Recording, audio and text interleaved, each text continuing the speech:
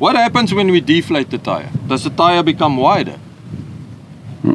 Becomes longer, doesn't it? Wider and longer, I would imagine. Can you take rubber and stretch it?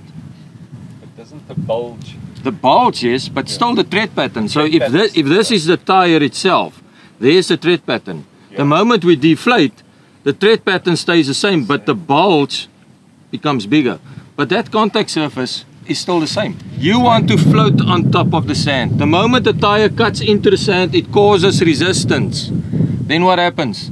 Your vehicle works so much harder. Equals more fuel consumption. Equals stress on your transmission. Whether it is manual or auto, you're putting unnecessary stress on it.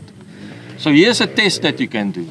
On a flat-ish surface with loose sand, if you drive cruising at 20 km an hour and you take your foot off the accelerator, manual, depress the clutch. If that vehicle immediately slows down and it stops, it means the tire is cutting into the sand. Too much resistance, tire pressure is too high or too hard.